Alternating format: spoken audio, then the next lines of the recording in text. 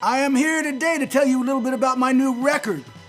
Now, shortly after Letter to You, and still during COVID lockdown, I went in my studio to record some music I hadn't written but felt I'd like to record. And this was something I hadn't done since the Seeger sessions. But this time, I decided to do something I had never done before, make some music that is centered around singing, around challenging my voice. Now, in my own memoir, I give my voice a little short shrift by saying I didn't think I had much of one.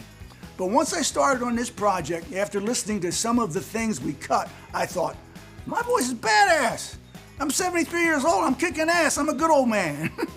Now, of course, the music that led to this epiphany and gifted me this insight was soul music. Soul music, along with gospel, is some of the most beautiful vocal music ever written and recorded.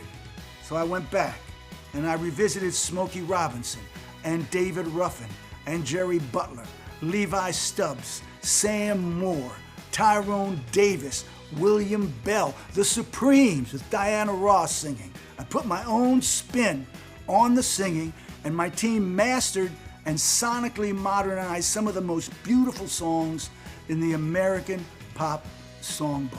I had so much fun recording this music. I fell back in love with all these great songs, the great writers, and great singers, all of them still underrated in my opinion. And through the project, I rediscovered the power of my own voice.